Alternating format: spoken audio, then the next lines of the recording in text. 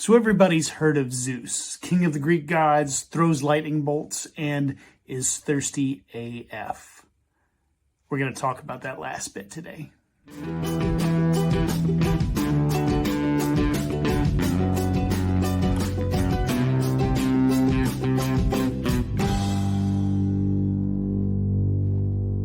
This is King Acrisius. King Acrisius received a prophecy that he would be killed by his own grandson. So to keep that from happening, he locked his daughter Danae up in a tower so no one could get to her and she could never get pregnant. But Zeus got a look at her. Aruga! He really liked what he saw. And so what he did was he transformed himself into a golden shower. Now, I realize there are some obvious jokes here we can make, but let's not swing at the easy ones, okay?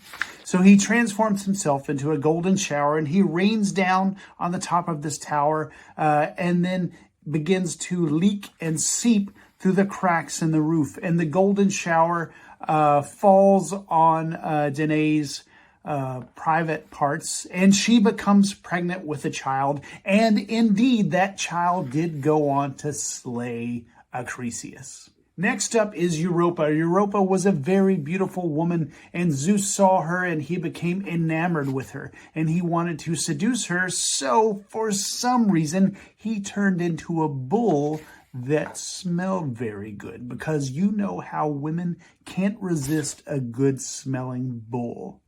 So anyway, he transforms into a bull that smells very good, and he goes to Europa, and sure enough, Europa is really into it. She's like, oh, I love this bull.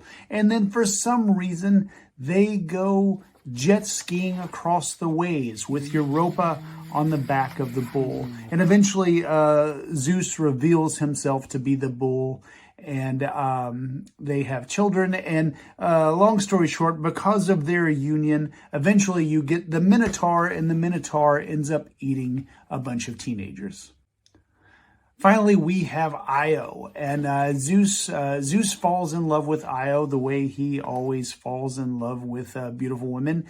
And because he wants to hide her from his jealous wife Hera, he turns her into a cow. I'm not sure what it is with this guy and cows, but he turns her into a cow to hide her. But Hera is suspicious that there's something going on between Zeus and this cow, and so she sends a 100-eyed monster named Argus Panopetes to guard this cow to make sure Zeus doesn't get it on with the cow. But Zeus sends Hermes to eventually slay this 100-eyed monster so that he could get with the cow. So myths are never about what they seem to be about. So even these myths about Zeus getting it on with all these women, that's not what it's really about.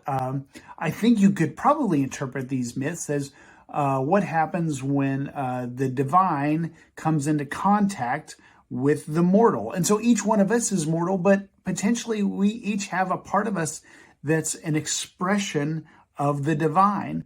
And so when we're able to marry that part of us, the mortal part of us, with the divine part of us, guess what? The divine part of us isn't changed. The divine part of us stays divine, but the mortal part of us potentially changes. In the myths, interaction with the divine ended up getting people killed and creating minotaurs and turning women into cows.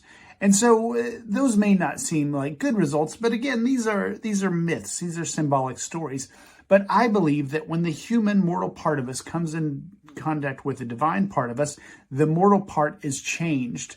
And I think the change is for the better. I think when we come into the divine part of us, we come into the ultimate expression of who we can be and who we're supposed to be. And so in that sense, these stories of Zeus and his affairs with mortal women aren't really stories about divine human love affairs, but are instead stories about divine and mortal unification, which is what we're really all here to do, and the highest expression that we can hope for. Thanks for watching.